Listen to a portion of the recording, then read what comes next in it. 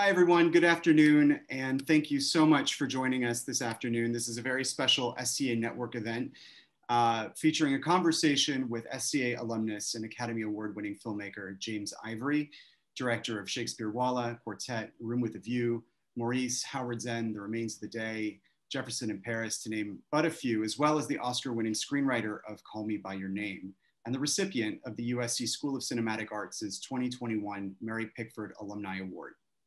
Today's conversation will be moderated by SCA alumnus James Gray, the writer, director, producer of ASTRA, The Lost City of Zed, The Immigrant, Two Lovers, We Own the Night, The Yards, and Little Odessa.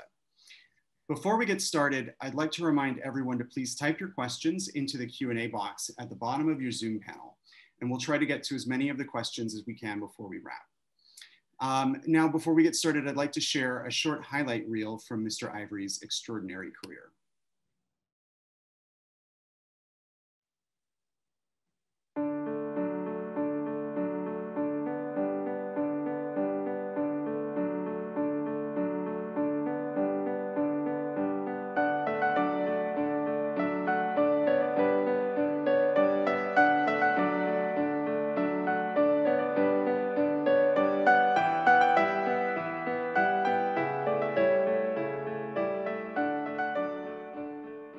Please be my guru. Huh? I want to learn. What does she want to learn at this time of night?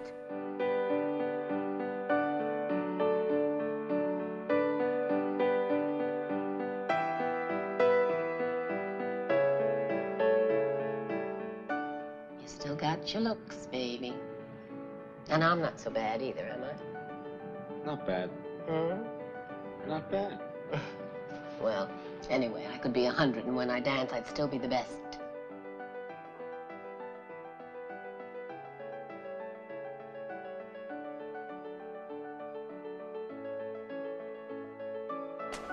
Miss Schlegel. Margaret. I don't think you quite understand. Oh, yes, indeed, yes. I'm asking you to be my wife. Yes, I know. I know. Are you offended? How could I be? Well, perhaps I should have written first. No, no, rather you will receive a letter from me.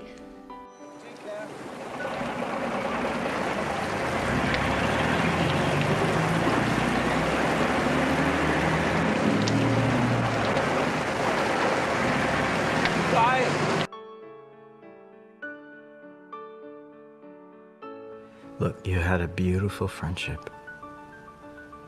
Maybe more than a friendship. And I envy you.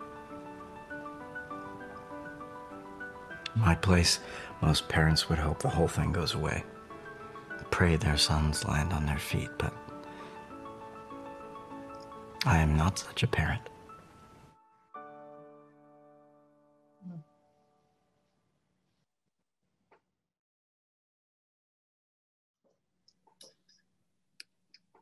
It's now my pleasure to welcome Elizabeth Daly, Dean of the USC School of Cinematic Arts. Thank you, Alex. And it's my pleasure to welcome and profusely thank James Ivory for agreeing to this conversation today as a very special gift to our graduating students.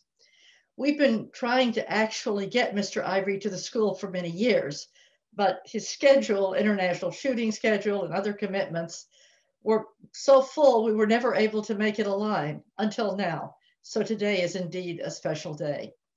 As all of you no doubt know, James Ivory is certainly one of the most legendary graduates of this school.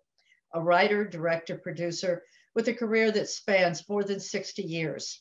He's been nominated for dozens of industry awards, winning more than 50 as we count them from festivals and industry associations for his contributions to filmmaking, as well as to making great films.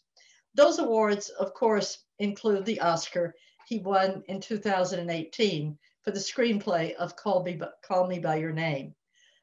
Today, it's also my honor to bestow another long overdue award on Mr. Ivory, one that recognizes how very, very proud the School of Cinematic Arts is to be able to count him as an alumnus. Each year, the school and the Mary Pickford Foundation pay tribute with the Pickford Award to a person who attended USC Cinema whose achievements are so remarkable that they bring a special distinction to the school and to our industry and advance the art form. At last, we're able to honor James Ivory as this year's Mary Pickford Outstanding Alumnus recipient. We congratulate him, of course, but we all know that it is we here at USC who are actually honored by his presence and his legacy. I also want to thank writer-director James Gray, another alumnus of whom we are very proud, for moderating today's conversation. And now I'm going to turn this event back over to Alex Igo to introduce James and get us started in this remarkable conversation. Alex, over to you. Thank you so much. I just love to highlight James Gray's amazing career as well. His directorial debut in 1994 was Little Odessa when he was 25, a film which received the Silver Lion at the Venice Film Festival. In 2000, he wrote and directed The Yards, which premiered at Cannes. This marked the first of his many collaborations with Joaquin Phoenix. In 2007, James wrote and directed the New York crime drama We Own the Night. And in 2008, he wrote, directed, and produced Two Lovers. In 2013, he wrote, directed, and produced The Immigrant, which became his fourth film to premiere in competition at the Cannes Film Festival. In 2016, he wrote, directed, and produced The Lost City of Zed, based on the best-selling novel by David Gran. And in 2019, he wrote, directed, and produced Ad Astra, starring Brad Pitt and Tommy Lee Jones. Born in New York City, Gray grew up in Queens and attended the University of Southern California's School of Cinema Television. So it's my great honor now to welcome up James Ivory and James Gray. And I am asking you both to unmute just in case you don't see that pop up. So I'll hand it over to you, James Gray. Thank you, Alex. That's very nice. It's very strange. I've become a sort of Zoom expert now. I knew to unmute even before this thing began. I guess I should introduce Maestro Ivory. I don't really have a lengthy introduction to make because I don't think he needs one. I can say that when I was a teenager, it was always a great thing when I saw that Mr. Ivory's films would be playing at the Paris Theater, and I would take the subway to the Paris, where I would go on opening day and I would eat my mediocre popcorn with the film club that I had created in high school. And so this is kind of an incredible honor for me. I think Mr. Ivory is really one of the great artists in the cinema. And so I guess we should get to it. I suppose I should start asking you some banal questions to be followed by some better ones from the students. But I guess we should start the ball rolling, no? Sure, let's go. Well, I know a bit about you. You know, I've been reading about you for a while, but I do wonder about your personal history a bit because, you know, the work, you know, your connection to India. I know that you're originally from Berkeley, am I right? That's right. And how you made it through. Well, I was born there. That's about as much as you can say. I mean, I grew up in Oregon. I see. Yes, that I knew too. And then how did you find yourself at SC Film School ultimately? It's sort of atypical for people like you and me to go there, and at least in the stereotype way. Shall I be honest? Yeah. I didn't want to be drafted into the Korean War. And if I went to graduate school, I wouldn't be. And the only graduate school I wanted to go to was a film school of some sort. And I didn't really, there were various ones. And then I thought, well, I live in California, I'll go to USC. It was as simple as that. What was the work that moved you? What was the work that made you want to become a filmmaker? Do you remember in particular anything? Well, there were many works, but what I really wanted to do, I decided when I was about 15 or 16, and I saw every movie in Klamath Falls that came along, every big movie, and I wanted to be a set designer. That was really what I look forward to doing in filmmaking. I didn't even know at that time what a director did when I saw all those movies back in, you know, when I was 12, 13, 14. I didn't know what a producer did, but I certainly knew what a production designer did. And that had always interested me, still interests me. And so I asked an architect who was doing some work on our house in Klamath Falls, and I said, in order to be a set designer, what should I do in terms of going to college? When I go to college, where should I go, and so forth and so on. He said, go to architecture school. So I did exactly that. I went to the University of Oregon Architecture School, which is a very, very good architecture school, a very modernist school. And I went there, but after a while, I decided I wanted to take a sort of general arts sort of program, painting and printmaking and so forth, even pottery. And so then the Korean War started. And happened to be in Europe then. I had to come back from Europe and get into graduate school. And once that happened, I broadened my ideas of what I wanted to do in film and actually make films. Well, one of the things that's so remarkable about the work is it's very, very expansive. It's very varied. You know, I've reacquainted myself with your work over the past several weeks. And one of the things that's so amazing to me is that you're able to do these films, which are in many cases literary adaptations, and they still feel very personal, even if they're not, I guess, autobiographical. I mean, I don't know much about your life really on a daily basis, but I would guess they're not autobiographical, but they feel very personal. I mean, I suppose I'm wondering, how is it that you come about the work if you came about it through set direction and still your own voice manages to appear? Well, I mean, it's because if it's a literary adaptation, with one or two exceptions, it's because I read a book I liked. I thought this is really, I would love to make this into a movie. Right. And it could be any sort of book. I mean, they're very varied, but yes, they are literary adaptations. But it's because the book appealed to me, the story appealed to me. Sometimes it is autobiographical. And that kind of thing you find out years later. You're watching a film that you've made, and then you kind of become more alert and you think, so that's what that's all about. And you're really thinking it's about yourself in a certain situation in your life, or situations, or a way of living, or whatever it was. And but if there, I mean, the personal feeling comes really from my delight in what I have read. Right. And identification with it, and so on. Yeah, of course. But there's also a very specific touch you have with the actor. I mean, I last night's award notwithstanding, I have to say Anthony Hopkins has never been better than in your work. And in particular, I mean, I just think Remains of the Day is a truly great movie, and his performance is an absolute astonishment. How do you work with the actor? I mean, how do you pace the scene? How do you establish that emotional temperature in the scene? Well, I mean, I think you have to believe, you have to trust your actors. And your actors are artists. And some of them are great artists. And you have to let them show you what it is they want to do. And so you don't just stand there and say, do this, do that. Normally, since most of our locations are real sets, I mean, they're not studio sets, but they're real locations, I mean, real houses or buildings or rooms that exist already. And we go and we rehearse the scene there. And how the actors move around, or where they have to sit and stand, or whatever they do, that comes about gradually and just in a sort of normal, logical way, because of the way the rooms are laid out, or the buildings, or whatever it is.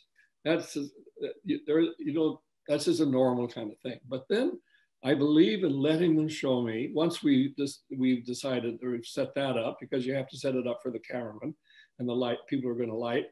Once we've done that, I just wait for them to show me what they want to do. And how they have developed the character for themselves.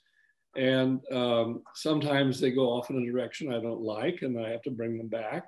But on the whole, as I say, they are real artists, and you can't browbeat them into whatever. I mean, you have to let them show you. And I think that's true not only of the actors, but it's also true of your cameraman and the set designer and the costume designer and your composer and so on. You have to let them show you first what it is they have in mind to do. How have they approached this as a creative act of some kind? And so, I mean, yes, I mean, there are times when you have to really get in there and give a lot of direction, particularly with young actors who never done it before sometimes, and you need to, be right there to tell them what to do. But you still have to leave it to them to come up with whatever it is they feel about it. Have you ever always worked? Have you worked with everyone who works like that? There's some great directors who've taken the absolute same approach. Yeah, have you been in a situation with an actor who doesn't seem to be with the program, so to speak? And if that's the case, what do you do? In other words, if that has never really happened to me. Once in a while, you get someone who is opposing you in some kind of way for reasons of ego or this or that, or they feel you've insulted them in some kind of awful way that you don't even know what they're talking about. There are those kinds of things, and you have to hope that you could get them back on track. It's never really happened with a lead player. And when you are working out a scene, how much of the camera position is dictated by where you want the actors to be, or where you think your camera should be, or do you let the camera position get dictated by where the actor wants to go in the scene, or is it just a compromise? If you're working in a real location, in a real room, let's say a living room or whatever it is, I mean, there are only so many places to sit or stand, so many doors, so many windows, and there's a certain kind of action that the scene requires. People have to do this, that, or the other. They have to speak, go pick something out of a drawer or sit down or whatever it is. And you work that out. You work that out in advance, and then the camera's got to manage. I mean, if an actor said, I want to play this scene under the bed, well, okay. I mean, if that sounds like it's a good idea, play it under the bed, and so the camera has to get down under the bed. How much does a film that you'll make, let's say you have in your mind, the opening to Howard's End, which I think is really one of the great openings, that Vanessa Redgrave outside the house. How much of how much of the film is made essentially in your head beforehand, and how much when you get to the set are you? Well, that particular that moment when she's wearing a dress that has a train, and she walks around her house through the grass in the early evening. I saw her doing that. I mean, she came on the set in the dress with the train, and then she was walking around, and I saw this happening, this superb dress going through the grass like a kind of weird snake or whatever. And I thought that's a fantastic thing, and it suggested itself. I didn't think it up, but it was a happy accident, you could call it. Yes, it happens all the time in films. I mean, I'm sure you know that. I mean, things, you haven't planned something, but something happens, which is great, and you seize it, and maybe you develop it a bit and make more of it. It's really accidental. Will you look at other films beforehand, or other paintings perhaps? Not really. Not really in terms of what I'm doing. No, I don't. Right. I mean, there are some films that you want them, if it's a period film, then it really has to be in period. And there may be a certain artist that you think of, but you don't really copy it or anything like that. Right. Just a feeling. And it can't help but be a feeling because of the clothes that people are wearing. Right. And will Well, like, for example, like the fantastic use, which has stuck. I have to say, the first time I saw Room with a View, which was whenever it came out. I believe I did see that at the Paris, actually. You did? I did, yeah. I remember hearing that, you know, the Johnny Skiki that opens the film, and I didn't know what it was. I wasn't yet a fan of opera. Now I'm obsessed with it. But it stuck in my head to such a degree that it was a real inspiration for me to pursue actually doing opera, which I'm now doing. And that's a movie I saw, what was it, 40 years ago, 35 years ago now. Was the use of the Puccini, was that something that came to you early on, or was it in a post-production thing? It did not. It did not. It came to our composer, Richard Robbins. Oh, wow. Wow. And Richard Robbins, it was his idea to have it made me a fan of Puccini also. I mean, I love opera. I've always liked it, but I'm rather snooty about it. I prefer Mozart to, whatever, that kind of thing. But then, I mean, now I'm a fan of Puccini because we used it in our film. I love Puccini now. Yeah, But it came through the composer, not through me. That's quite remarkable, because most composers would not be so generous as to want Puccini opening the movie. They'd want their own music. That's quite a generous thing he did. Well, he was really good about stuff like that. He took things from all kinds of places and he used it. If it was useful, he used it. I mean, there's a crazy moment musically in one of our films, which is Jefferson in Paris. Which Richard Robbins was also the composer of. And in that, there is a scene where the king and queen, Louis XVI and Marie Antoinette, are on their way to Mass at Versailles, through the Hall of Mirrors, with all the court coming along, and they're on their way to Mass. Well, you'd think there'd be some grand, triumphal music. It's a tango. He used a tango. There's a tango beat to that. And that's the kind of thing that he just did things like that. Yes, but Maestro, it's still your doing, because you were okay with it and you let it go. I didn't know it was a tango beat.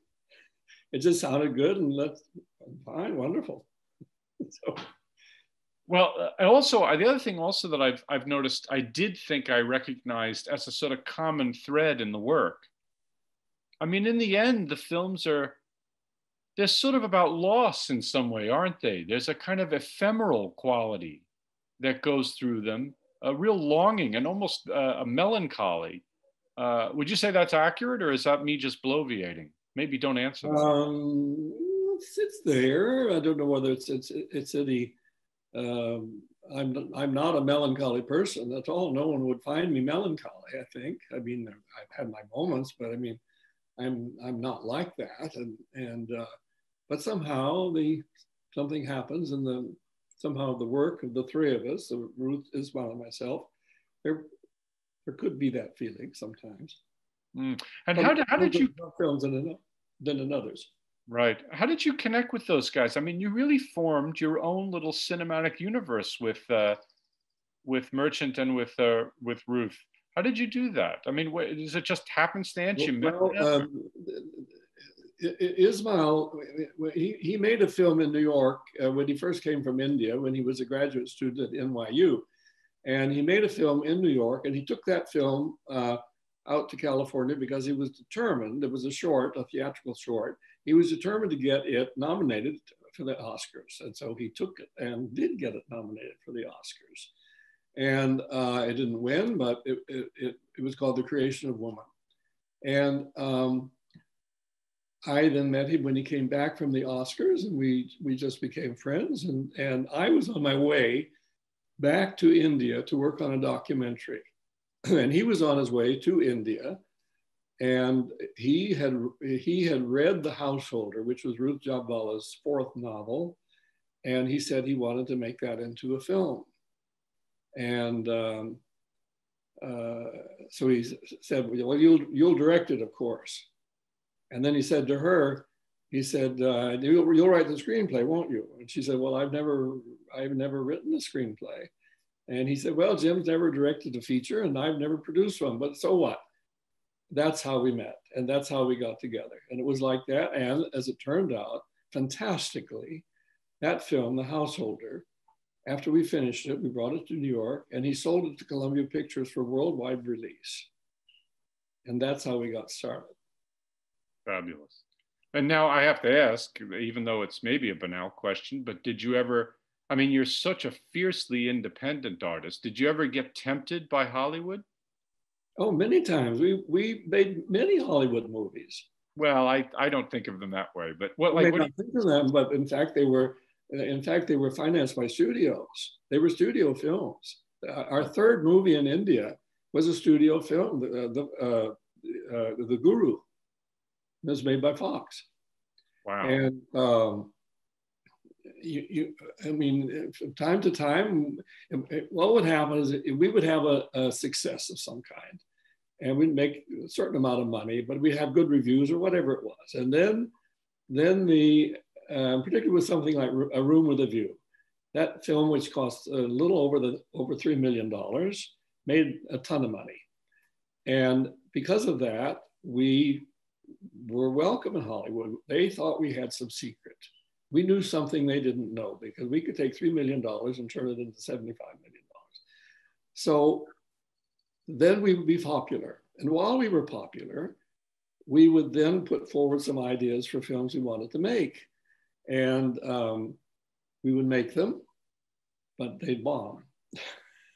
So then we'd be unpopular for a while. Then we go off and make another film for a little bit of money, and then that too would make a lot of money. And then we were in the good graces of Hollywood, and we'd come back and we'd make another one or two films, and usually one of them bombed.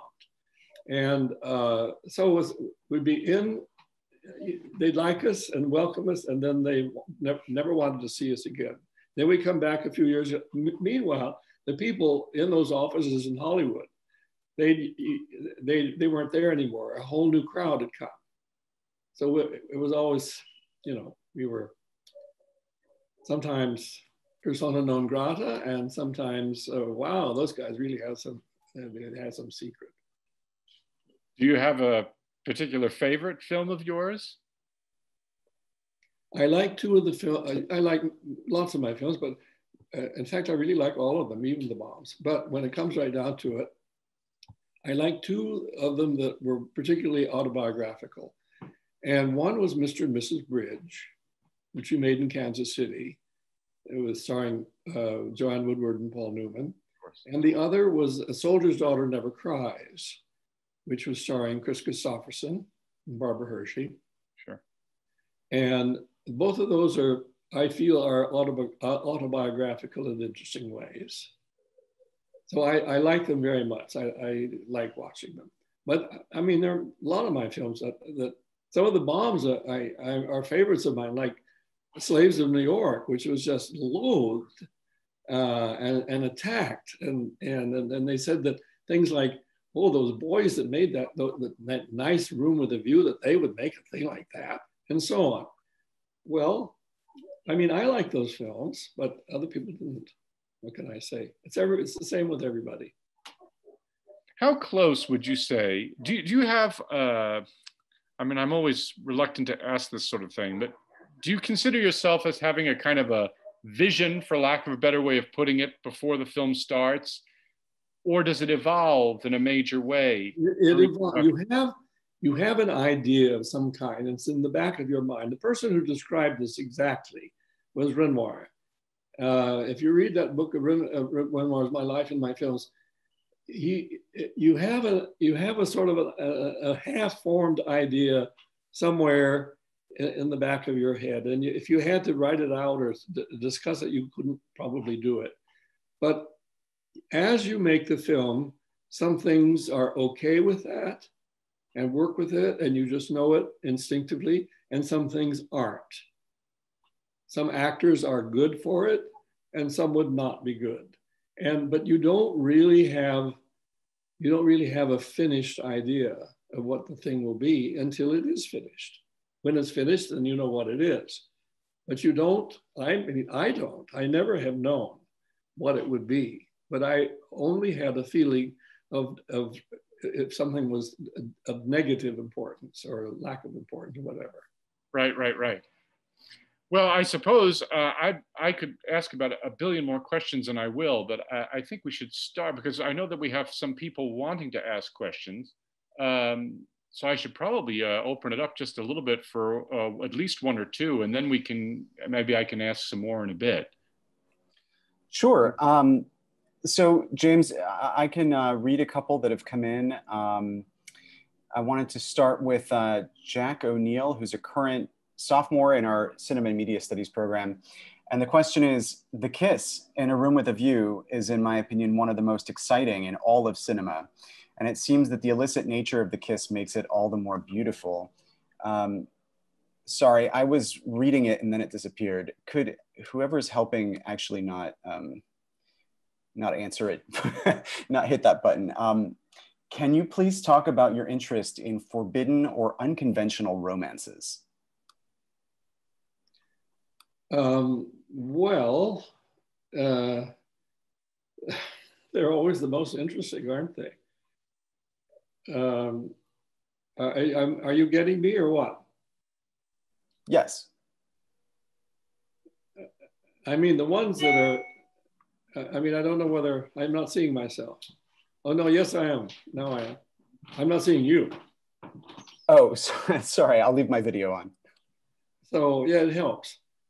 So, I think those are the most interesting kinds of romances, really, are the ones which are difficult and hard to end happily and so on. And if you're doing novels by E.M. Forster, there were plenty of romances of E.M. Forster's novels which were not, they were not sort of normal. It was always a class thing. Someone fell in love with someone else and they weren't of the same class. Or they were loved by someone who was not of an equal class. They might be slightly lower in class.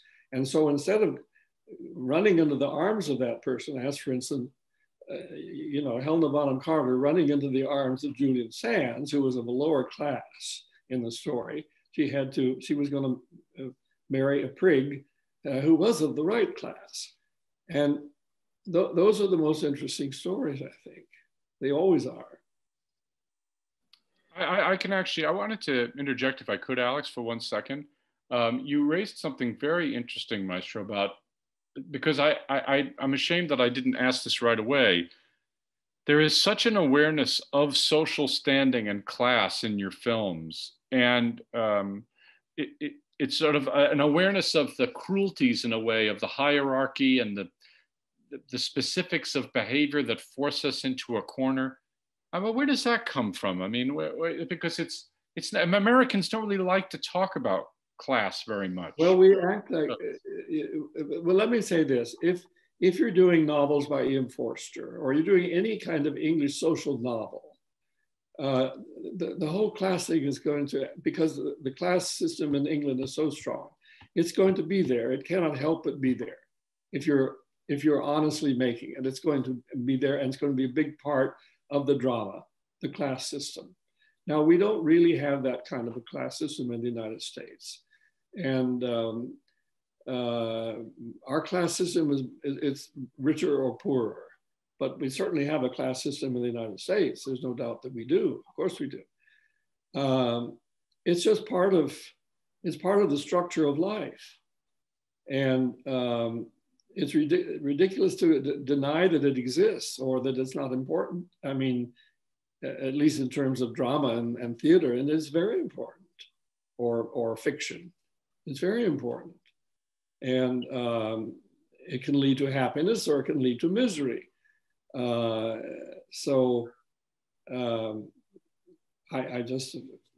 don't know, it wouldn't be so strong in my work if I had not taken up the novels of E.M. Forster.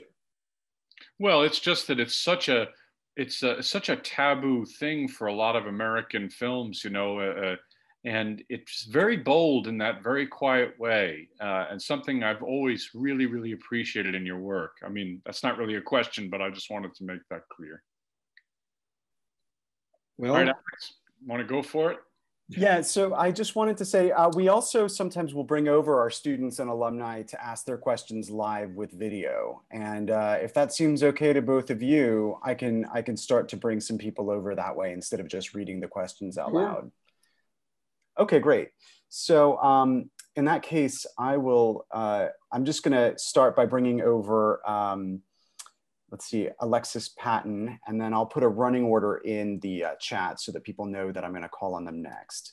So Alexis, you're welcome to turn on your video once you're on our side.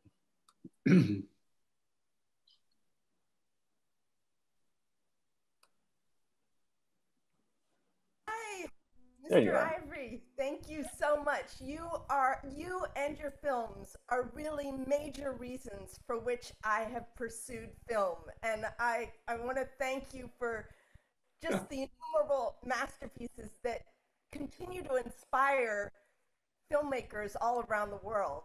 Well, thank you. I'm glad. And truly, I've seen a lot of your films at the Paris also. So my question is, how do you establish a stable of actors? Because a lot of times it seems almost like a repertory theater. And a sequential question to that is, with like Howard's End and Remains of the Day, which follow very quickly upon each other, did you ever hesitate to cast Emma Thompson and Anthony Hopkins again, or how does all that work? Never, never. I mean, I wanted to. As soon as I knew that Remains of the Day was mine, because it didn't start out as mine.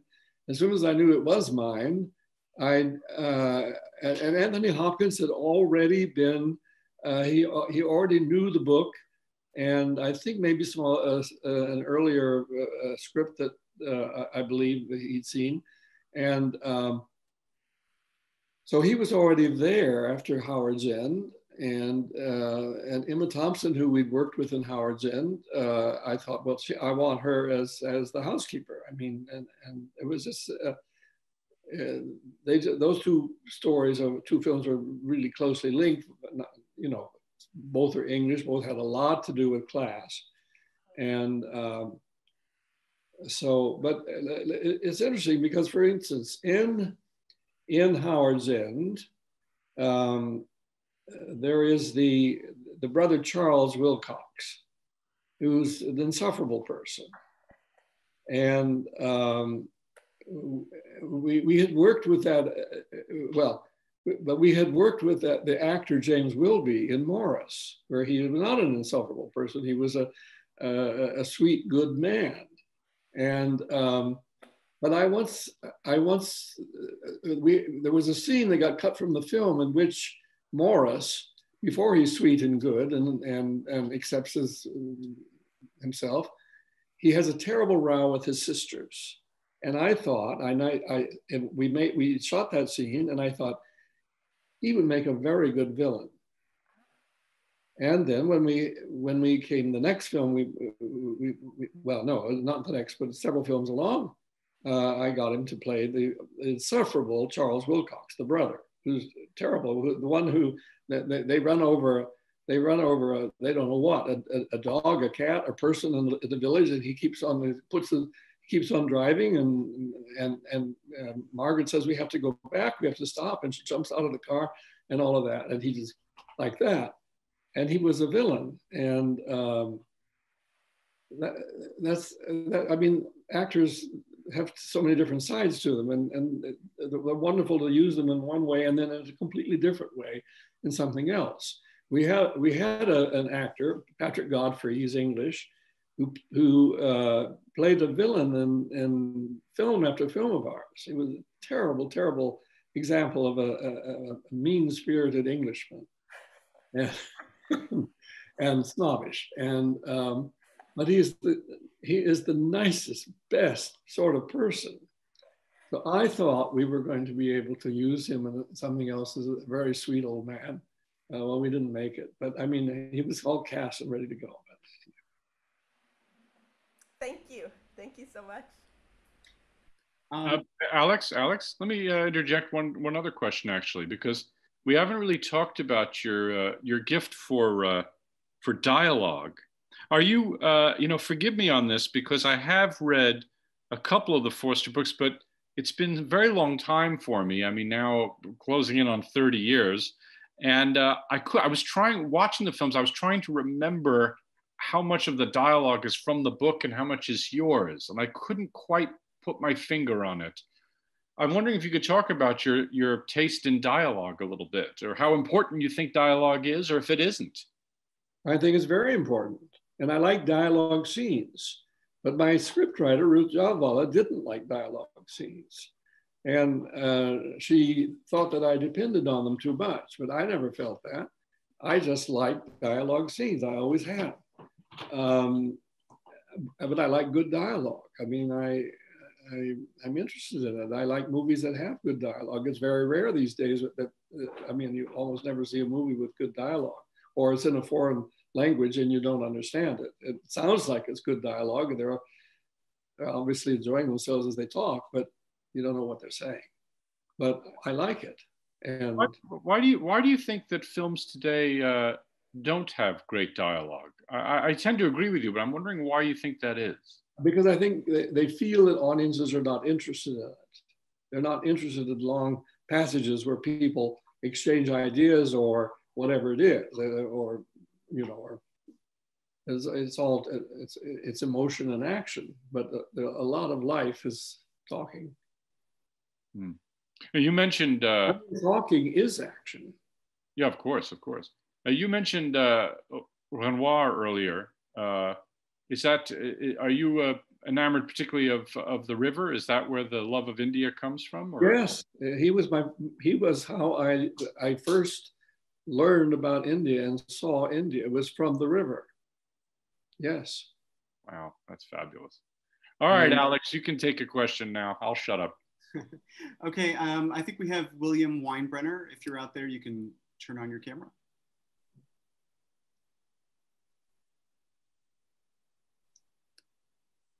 Yes, hi. I'm trying to get it to go. The host has disabled it. Oh, okay. Yeah, sorry. It's all right. I'm just out of surgery, so I don't look my best, and aesthetics being everything for a production designer. I don't need James Ivory to see me in a t-shirt. But hello, Mr. Ivory. I'm William Drew Weinbrenner. I'm a screenwriter. Thank you for your work. It's a gift to the world. I'm curious to speak specifically about the LBGT-themed work. In 2021, I struggled to defend making films about the LBGT community. And when I remember 1987 and the heights of the AIDS epidemic, Maurice coming out and what a culture moment that was, and I'll never forget it. I want to know how you got that made and how you conduct yourself so that the subject matter is not an issue. Well, it wasn't an issue. I mean, I liked the book and I liked Forster, and it wasn't an issue at all. And when we made Morris, we had just made a big hit, A Room with a View. And so we could do just about anything we wanted. And I thought Morris was the other side of the coin, A Room with a View. Both stories are about a young person that's starting out in life, starting out in their romantic life, who's ready to live a lie rather than to live truthfully. It's the same in Morris as in A Room with a View. And I thought it was the other side of the coin. Let's show that. And but we had just made this huge hit, and with the same, we got the money from the same people who had put up the money for the huge hit, and nobody said anything. And it was at the height of the AIDS crisis. It could not have been a worse time to have made that film. It was like 87. 86, 87. It couldn't have been a worse time in a way. But I think no one dared to, I mean, like critics and so on, and people, no one dared to attack it because so many people were dying. Well, what about Call Me By Your Name and your influence on that work? Did that have any similar? Well, that's all in the novel. I mean, the novel is there. I mean, the story of the film is the story in the novel, and I just went along with it, you know. I told the story. I liked it, but the thing that drew me to that was not so much the story, though I liked the story, and it certainly appealed to me, and I certainly was sympathetic to the characters, and as I should be. But it was the idea that I would get to go back to Italy and work in Italy again, as I had not been able to do since The Room with a View, though we briefly did when we made The Golden Bowl. But I thought just the idea of shooting a film in Italy, or being in Italy and to make a film, was just wonderful for me. And that's why I got involved in that project. Thank you very much. You're welcome. Maestro, did it bother you that somebody else was directing your script? Did you ever feel the need to get in there and start working on it? Well, I wasn't there for the shooting. I never went to Italy for the shoot. But when I saw the film finally, or a rough cut that was pretty far along, I liked it. I mean, I was happy with it. There were one or two things that I was sorry about, that either they didn't shoot or they didn't put in the film. They might have cut out. But apart from that, I was happy with the film. So I thought it was, you know, okay. Did Luca cook for you at least? Oh yes, lots of cooking. Good. All right, Alex, go ahead. Somebody else? We should have Jennifer. Jennifer, if you're out there, feel free to turn on your video. She's an alumna from the Cinema and Media Studies program.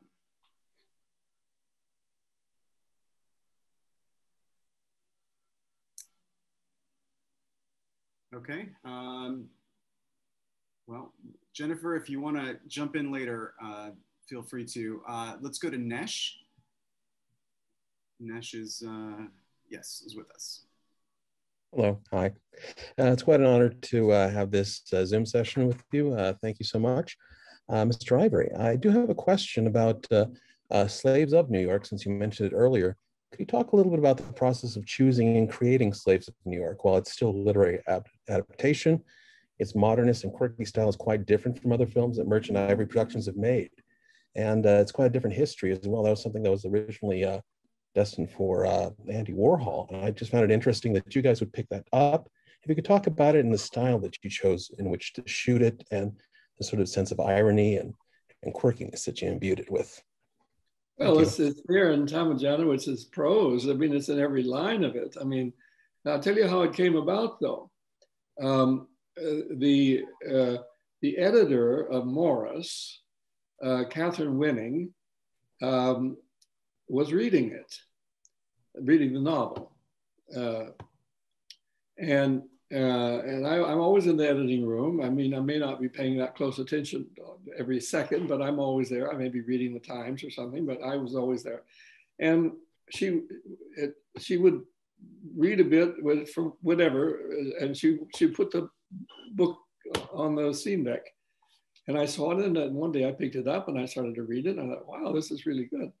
And that's how I found that book and met Tamajanowicz. And it was very interesting to me, the whole downtown art scene in New York in the early 80s, the late 70s, early 80s. It just was inherently interesting to me. I lived in New York now for more than 50 years, and I'm interested in art. I'm interested in modern art. And so I thought this would be fun to do. And it was fun to do, but it was hated. Well, it's just interesting because stylistically it seems so different. Are there other modernist styles that other films that you could have done that would have been in a similar modernist style that would have interested you, or is this something you decided not to go down? I mean, I have done various modern books, and I mean, you know, it's not all Henry James and Ian Forster. So there have been a lot of modern books, but there just was a particular taste there, or tone, or they suggested certain images that I thought it would be interesting to do. I mean, I wanted to. I mean, I just, you can't. It's hard to explain why things appeal to you. It can be true of anything. But I think it had the style that it ought to have had. Excuse me. Well, I quite enjoyed it, but thank you very much for that. Thanks. Maestro, do you, I have to ask you this, do you read your reviews? Sure. And, well, do you let your confidence get bolstered or shaken by the good or the bad? Never. So when you said about Slaves in New York, which I think is a very, very interesting film and I like it a lot, do you say, you know, screw them, you know, who they don't know anything, or do you basically, that's what you do? Basically. That's good. It's very healthy. What do they know, you know? Yeah. Have you ever? There are certain kinds of reviews written by certain kinds of critics, which you realize are thoughtful and thoughtful, intelligent, and you may disagree with them, but you don't just, you know, you don't. At least I don't just dismiss them as being completely idiotic or of no importance, or say screw you or something. I don't. But and now and again, there is a point that you do see something that someone said in a review, and you have to say to yourself, yes, that is true. That did happen, or that did not happen, and so on. But you can't. And in any art, you can't be involved with what newspaper critics are going to say. Do you preview the films beforehand? Do you show them to a group of friends? How does that work toward the end of the process? Well, Ismail always believed in showing as many people as possible, as soon as possible, maybe too soon. And yeah, I'm fine with that. I mean, I never liked. When we were working with the studios, of course, there's you'd have a sneak preview, so-called, and people would fill out forms or little ballots or whatever they were, and I never liked that. But there'd be remarks that would be written, and you read them, and you think, oh God, and stuff like that. But on the other hand, that was just what the studios did, and you had to go along with it. If you're going to make films for them, then they're going to be these previews. They had no previews. No, there was one preview only for Remains of the Day in Santa Monica. That's the only one they ever had. I have to ask. So positive, apparently, that they thought they never had needed to have another preview. Another question, Alex, from out there? Yeah, let's go out to Juliet. Hello. Thank you so much for doing this. I'm a huge admirer of your work. So last night we saw an exciting trend of older artists winning Oscars. What do you think Hollywood can do to sort of continue the trend of hiring mature writers, directors, and actors? Well, it's a good thing if you're mature. I mean, if you're older, I mean, everybody wants to go on working as long as possible, naturally, whether you're writing or acting or whatever it is. I mean, but is that do you see that as a trend, or, I mean, well, especially with Anthony Hopkins' win last night, it was historic. So I was wondering if you could comment on that, especially since you've worked with him. Well, I didn't see that film. I'm going to, of course.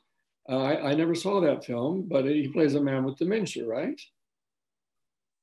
So, I mean, he's in his 80s, and it would be a convincing thing, and I'm sure he did a great job. I mean, I don't know what to tell you. I mean, I assume he deserved his Oscar, and there will be very, very touching things there. I'm sure, as there are with people who are going through dementia, they're sometimes extremely touching. And I'm sure he has brought that out. I'm sure, as we've all known people who had that happen to them, and I'm sure he has as well. And I'm sure he has made the most of that. He sadly had to store it away and then bring it out and use it in that part, I think. But I don't know. I don't think it's a trend. I think people hang on as long as possible and do what they like to do and are well paid for. And most people don't want to stop working, and that I know in the movie business. I mean, people are still out there doing stuff forever, like me. Thank you. Right. Maestro, do you have a lot of filmmaker friends, or are they mostly, you know, other artists, type of artists, or are they not artists? I mean, no, I have some filmmaker friends, not a lot, but there are some people that I know who are definitely my friends. Yeah. Hmm. Well, unfortunately, I have to actually hop off, but this has been fantastic for me. I'm thrilled to have. Does this count as having met you? I don't think it does really, but I don't see why not. Okay, well then I'll count it. It's been great for me to talk with you. I mean, Alex, are you going to take over? I unfortunately have this dumb Zoom I've got to get on, but. Mr. Ivory, if you have some extra time to take a few more student questions, I can just pick it up from here. I'm fine. Don't worry. What a delight. Thank you so much, Alex. I'm sorry I have to go.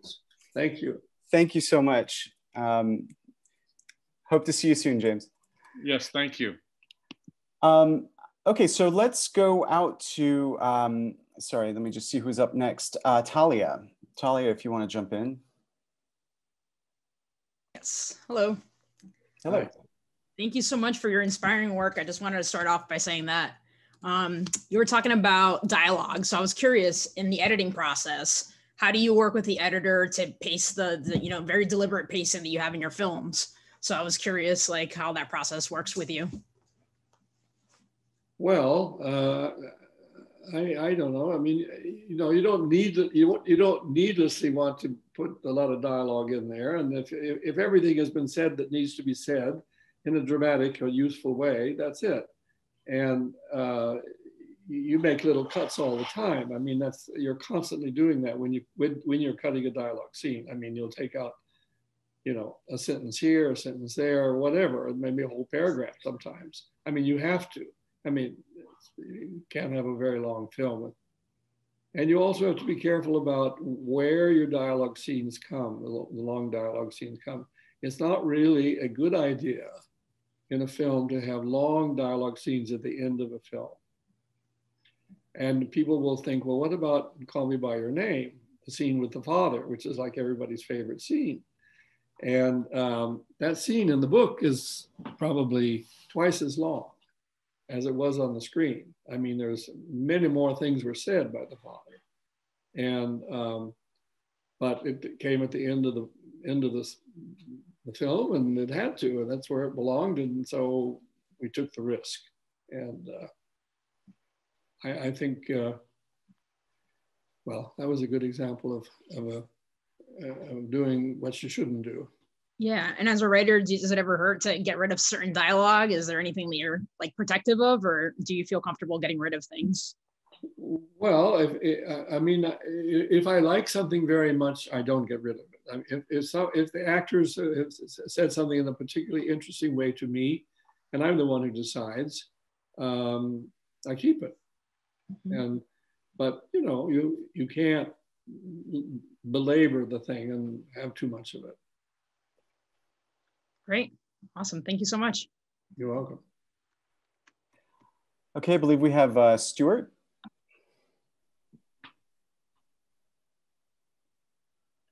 Stuart, you can turn on your video if you're out there.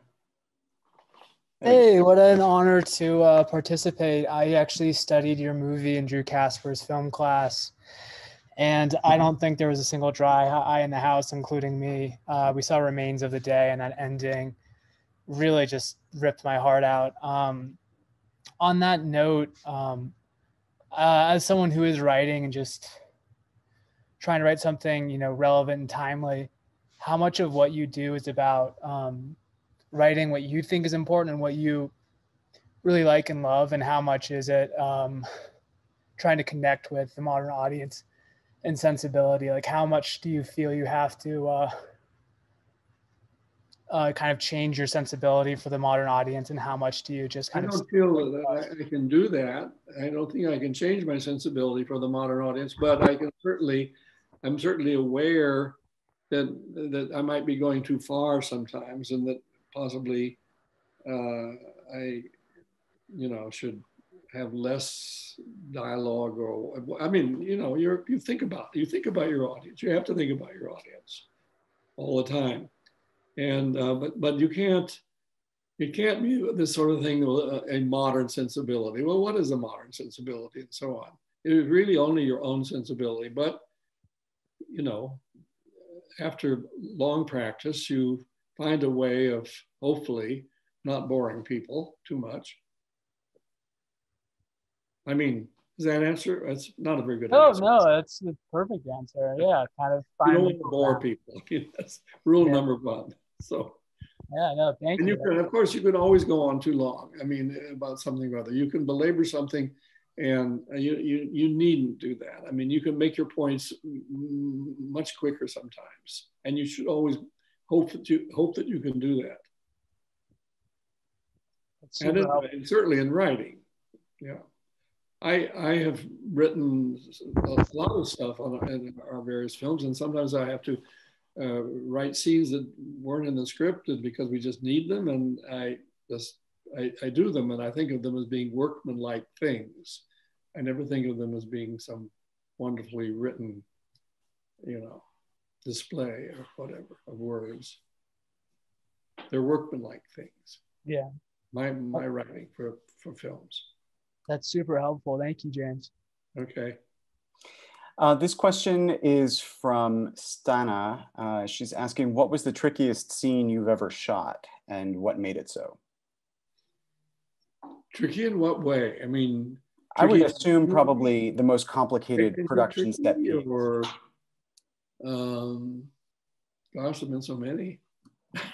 I mean, I couldn't even begin to think what might have been the trickiest thing. I don't know that I can answer that question. I mean, while I'm thinking about it, I mean, sure. We can, if something comes to mind, we can always come back to it. Yeah. Okay. So let's see. Then there was a question from Lisa Kim, and I'm sorry, I just lost it. Okay, was Kazuo Ishiguro involved in the adaptation for The Remains of the Day, and if so, in what capacity? No, he wasn't. He wasn't, and when I inherited that film from Mike Nichols, who had decided he didn't want to do it, I wanted to have my own script, and there had been a previous script, but I wanted to have my own script, and Ruth Javala wrote one, but no, Ishiguro was never really involved in it. He visited the set exactly one time. He visited the set during the scene where they were having the auction of all the pictures and furniture and so forth from the house in the big tent, and he came way up at the top of this valley and looked down at the house where this was going on, and we talked, and he went away. That was it. That was his total, you know, he had great interest, obviously, in what was going on. He did not really want to be there on the set. And I found that most writers don't want to be. When we were doing Mr. and Mrs. Bridge in Kansas City, the author of that book didn't want to come. And I'm also thinking of Ruth Javala more. She's always afraid she's going to trip over something, and there'll be an electrical line, and she'll fall over it or something of the sort. She never ever would come on the set. Hated it. just to follow up on that, because this question is also about the remains of the day, let me bring on Jack, and then we'll go to Adetola's question. So Jack, if you're there, feel free to turn on your camera. There we go. Hello. Really nice to be talking to you today. My question is, we read The Remains of the Day in high school. I just graduated last year, actually. And we all loved the book in my class. And my English teacher, she said it was her favorite book ever, but she had one question that she always wondered when she was talking about the movie adaptation. And the change that she always brought up was that the Darlington Hall, the manor, was bought by Mr. Faraday in the book, who's sort of this benevolent figure, but in the film adaptation, it's purchased by this congressman who's sort of an odious figure in the novel. And so I was wondering, just for Mrs. Crown's sake, I wanted to know what inspired that change and like what maybe meaning that added. Oh, wait a minute here. You mean the person who bought the, you mean the person who, I mean the American congressman played by Christopher Reeve. Yes. Who bought Darlington Hall, right? Who found him odious? In the book. Or the original novel, the person is odious. Yeah. I don't remember that as being, if that's the case, I mean, if your teacher found that, she must be right. But I don't actually remember him as being odious. And certainly when we had Christopher Reeve, he played him as a no nonsense, sharp American. Thank you. Okay, so let's go to Adetola. Welcome. Just make sure to unmute. Yeah, of course. Hello. Hi, everyone. Honor, Mr. Ivory, truly. I'm surprised I'm not asking a question about your stylistic choices as a director, but you mentioned earlier being in the good graces of Hollywood and then inevitably falling out of those graces in some ways and so forth. And so I wanted to ask about your mentality, or if you considered strategy in these off seasons. I'm sure they weren't off seasons, or you didn't maybe view them as that, as a young filmmaker, or just as you developed your career. And how did those moments affect your partnerships? Well, we went back and forth with Hollywood. We had many seasons with them and then many without them. But we always had various things we wanted to do. We had various projects of our own, which were really not studio projects. But though every time we had, from very early on, every time we had a project that we wanted to do, we took it to the studios. And some of them were just thrown out like that. Like, I mean, Room with a View, for instance, was nobody wanted to do Room with a View in Hollywood. So we just kept going on. I mean, we just kept pushing to make the thing somehow and find the money for it somehow. And sometimes we were successful with the studio, but more often we were not. And we'd have to find the money in some other way. And my partner would put together some sort of financial package or whatever you want to call it, to allow us to make these films that were not made with the studios. But we always, pretty much always, we were pretty much able to make just about everything we started out to make. One of the things that from the very beginning was that he always insisted on, and it never had occurred to me that this is what you had to do, but was to have a star, to find a star. And I wouldn't have thought like that. I mean, but then I didn't know anything when we started out. And when we made our very first feature in India, he wanted to have a young Indian actor, a young star in the principal role there. And he did. He found this young actor named Shashi Kapoor, who then became a big, big star. And I understood that if you can attach someone to your project who has some kind of star value, that's good. I mean, I understood that. But it was always a problem, really. Even when it was with the studios, there were still problems. Of course. Oh, thank you so much. Okay. Okay, we have 2 more, and let me see if Sarah is already on our side as a panelist. Sarah, would you like to jump in with your video? Hello. Yes. Hello. Hi. Hi. Hi. Thank you for taking my question. I actually am very curious about your background in documentary filmmaking, sort of how that influenced your storytelling in fiction, and sort of what your love and passion was with documentary, and how that influenced your work going forward. Well, I started making documentary films because I was interested in particular subjects that I wanted to,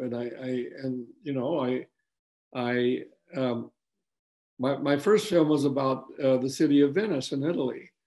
And I went to Venice as a tourist, and I was determined, I thought it was the most marvelous place I'd ever been, and I was determined to go back there and make a movie about it. And as I was in film school, and I was expected to write a thesis, I convinced my USC teachers to allow me to turn in a film in lieu of a thesis. And I said that I wanted to go to Venice and make a film. I was going to do a sort of portrait of the city,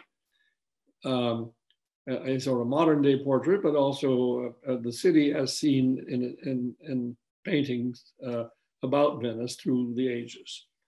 And they said, okay, but we're not going to pay for it. But my father came up with he gave me some money to do that. And I went off to Venice and I made that film. But it was a film I just wanted to make because I wanted to go to Venice. I wanted to be in Venice. My whole interest was in Venice, and I learned all about Venice and Venetian painting and the whole thing. And other subjects have been the same with me. I'm interested in the subject, and so I make a documentary about it. And I made several documentaries. I did a portrait of the city of Delhi in India. That took me to India for the first time. I did a film that was a study of a writer, an Indian writer named Nirav Chaudhuri. And I made that for the BBC. And it was a portrait of this extraordinary writer. I mean, it's just interest, that's all. But I do feel that I have something in my makeup, which is, you could call it pedagogic or something. There is something in me of the teacher. And there's something in me of someone who wants to tell people this, that, and the other, which I think people will be interested in. I just happen to have that. And I think it does come into my feature films in various kinds of ways. I like it, particularly in my period films, I want absolute authenticity in certain kinds of ways. I mean, the apart from the script, but I want the authenticity of costume. I want the authenticity of sets. They have to be right. If they're not right, I know they're not right, and I make sure that they become right. I want the absolute authenticity of makeup and and hair, for instance. The hair must be right. Men's hair must be right. Particularly men's hair has to be right. It never is in period films. It's always too long in the back. That's because actors don't like to have anybody messing around with the back of their necks, and so on. So I had to have authenticity. This is something pedagogic.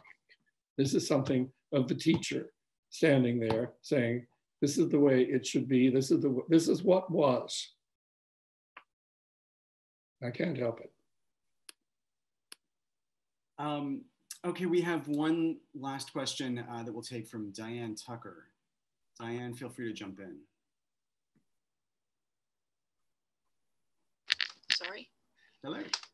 Hello, thank you so much. I can say I'm going to be late for my COVID vaccine, thanks to because talking to you is so compelling to me. Have your vaccine. No, this is very important, and I can also say you have just animated and my lifetime, and I have been rewatching your films wholly independently of knowing I'd have the great blessing of seeing you here today. So, anyway, thank you. just even factoring in your unorthodox pathway and motivation for becoming a filmmaker, I wonder, do you think that given the expansion in forms of storytelling and the questions that drive or engage you, do you think that if you were starting out again now, you would still become a filmmaker? Or do you think you might pursue a different form of storytelling? Or alternately, or perhaps in addition, is there a form of storytelling you would want to explore now that you have not yet had a chance to? I think I would still want to be a film director. Yes, I would.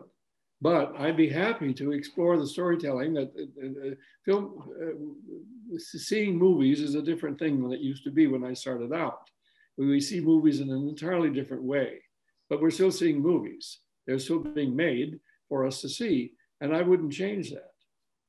I mean, I would go, and there's, yeah, there are a lot of things I would like to do. I always wanted to be able to do Shakespeare on film. And I unfortunately was never able to do that. I worked for years attempting to make a film of Richard II. And I had it cast and all kinds of things, and I had a wonderful script. You could never, ever, ever get the money to make it, not even in England.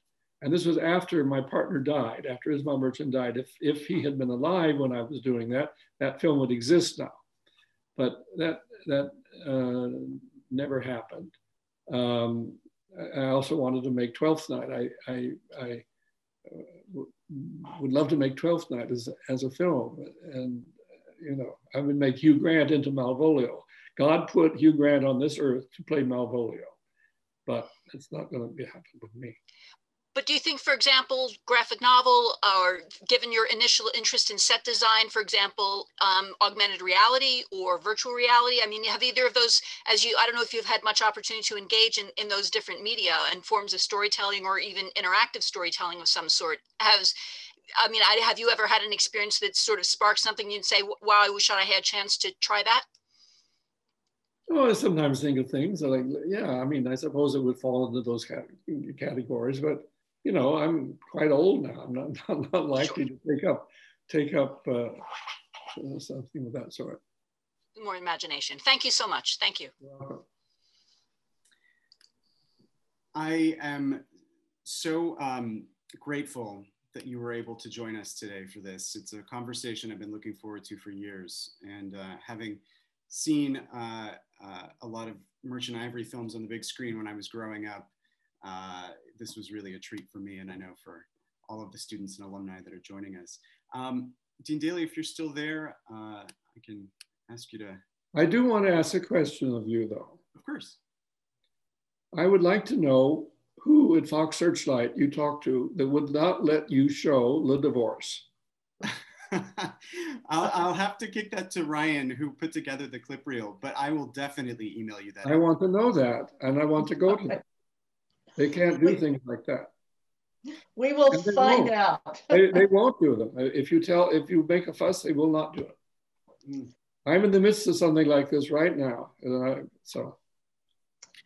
Well, you know, originally, when we were planning for this to be in person a couple of years ago, I know that we had been planning to do a screening of Shakespeare Walla that was courtesy of Cohen Media. And I hope when we're back on campus that we'll be able to put some of your films on the big screen for our students to enjoy.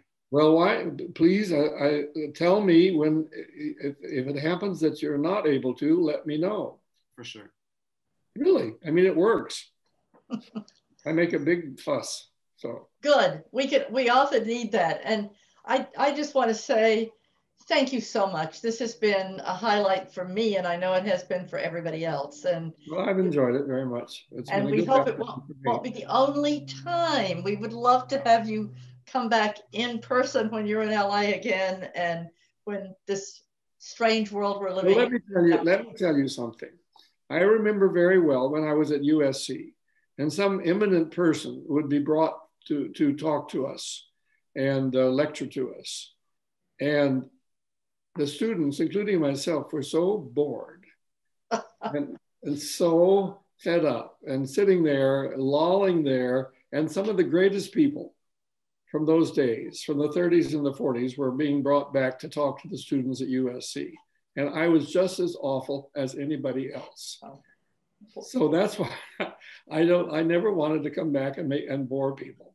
Well, I assure you, you haven't bored anyone. And I think Alex and I can assure you that our students and our alumni and our faculty, there are a lot of faculty on this conversation, are not bored by having wonderful people come back and wonderful artists. That's one of the things the school does. So I can assure you, anytime you're there, no one will be bored. Alex, am I right? I've been fielding text messages throughout this entire conversation with people who are just completely in love with this conversation. So I think having you in person would be an absolute thrill and absolutely not boring. Oh, okay. All right. I will try to make sure I keep tabs on your calendar when you're in LA when it's safe again. So thank you. You're welcome. No, it's been a good afternoon. I've enjoyed myself. Well, we have too. So all of our thanks to you. You're welcome. Thank you so much. And thank you to everyone out there. This has been wonderful, and I hope that you have a safe and wonderful end to the academic year. For those of you who are graduating, congratulations. And thank you again, Mr. Ivory, for this afternoon. Thank you so much. You're welcome.